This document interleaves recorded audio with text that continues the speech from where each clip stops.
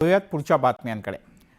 राज्यातील महानगरपालिका निवडणुका स्वबळावर लढणार असल्याची घोषणा शिवसेना उभाटाचे खासदार संजय राऊत यांनी केली आहे। मुंबईसह नागपूरपर्यंत राज्यातल्या सर्व महानगरपालिकेच्या निवडणुका आम्ही स्वबळावर लढणार आहोत। मग काय होईल ते होईल, एकदा आम्हाला आमची ताकद आजमावूनच पाहायची असं सूचक विधान राऊत यांनी केलं। राऊत यांच्या या वक्तव्यानं नव्या चर्चांना तोंड फुटलंय। दरम्यान आम्हाला उद्धव ठाकरे यांनी या संदर्भात संकेत दिले आहेत असंही राऊत यांनी म्हटलं। दुसरीकडे महापालिका, जिल्हा परिषदा आणि नगरपंचायतींमध्ये निवडणुका स्वबळावर लढून आपापले पक्ष मजबूत करावे लागतात असंही राऊत यांनी म्हटलंय। त्यामुळे त्यांच्या या घोषणेनं महाविकास आघाडीत फूट पडली आहे का याबद्दल चर्चा सुरू झाली आहे।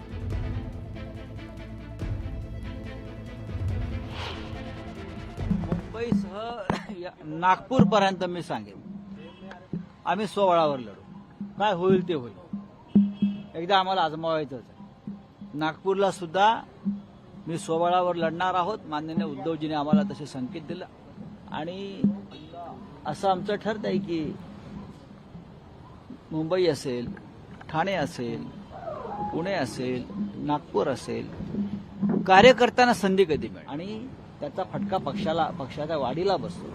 महानगरपालिका, जिल्हा परिषद आणि नगरपंचायतीमध्ये स्वबळावर लढून आपापले पक्ष मजबूत करावे।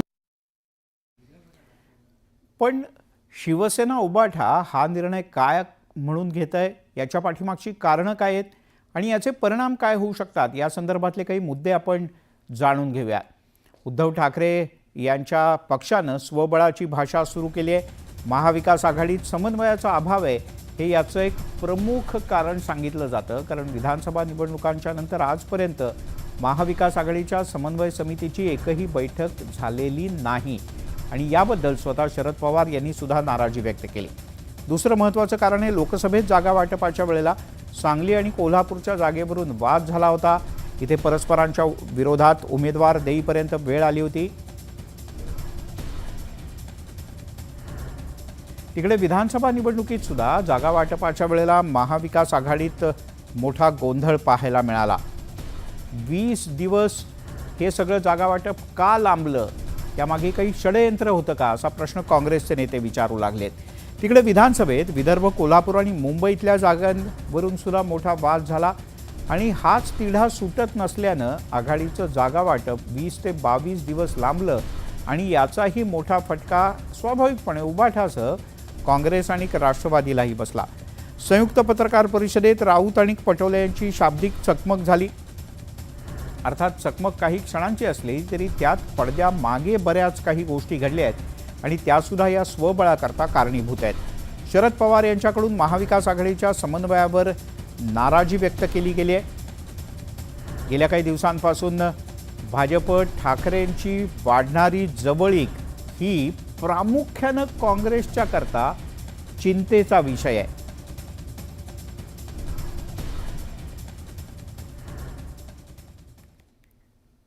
तिकडे संजय राऊत यांच्या या वक्तव्यानं महाविकास आघाडीत फूट पडण्याची चर्चा सुरू झाली। यावर काँग्रेसच्या नेत्यांनी प्रतिक्रिया दिली, मात्र श्रेष्ठींच्या सोबत चर्चा करूनच निर्णय घेऊ असं काँग्रेसचे नेते म्हणतात। त्यांचा पक्ष आणि आमचा पक्ष हे दोन स्वतंत्र पक्ष आहेत। आघाडी धर्म पाळण्याचं काम आम्ही सातत्याने केलं।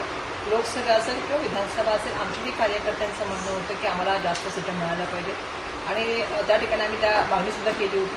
पण ज्यावेळेला आघाडी धर्मामध्ये आम्ही काम केलं त्यावेळी आम्ही आघाडी धर्मामध्ये पूर्ण प्रामाणिकपणे आणि हिंमतीने काम केलेलं आहे। मला वाटतं संजय राऊतांनी त्यांच्या पक्षाबद्दल भूमिका मांडली, तशीच भूमिका आमच्या कार्यकर्त्यांची पण आहे। आम्ही आमची भूमिका आमच्या पक्ष श्रेष्ठींशी चर्चा करू आणि पक्षश्रेष्ठी जो निर्णय घेतील तो आम्हाला मान्य असेल, त्यानंतर आम्ही ती आमची भूमिका घेऊ।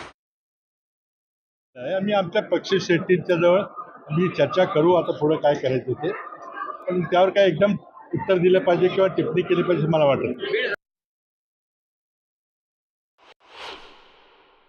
महाविकास आघाडी तुटण्याच्या मार्गावर आहे, स्वतंत्र स्थानिक स्वराज्य संस्थांच्या निवडणुका लढणार असं डिक्लेअर केलेल्या दोन पक्ष स्वबळावर लढणार। सर, माझं म्हणणं त्यांनी एकत्रित लढावं, वेगळं लढावं, की राहील की तुटेल याच्याकडे आमचं लक्ष नाही। महाराष्ट्राला प्रगतीकडे नेण्याचा आमचा प्रयत्न आहे आणि पुढच्या सगळ्या निवडणुकांमध्ये जनतेचा आशीर्वाद आमच्यासोबत राहील। त्यामुळे आत्ता तर कुठे म्हणजे आणखीन 8 दिवसांनी सुनावणी आहे. सर्वोच्च न्यायालयात काय निर्णय होतो हे पाहणं महत्त्वाचं आहे आणि त्यानंतरच ठरेल की मुलुख महाराष्ट्रात महानगरपालिकांच्या निवडणुका होणार का. घेऊयात एक छोटासा ब्रेक. पाहत राहा न्यूज 18 लोकमत.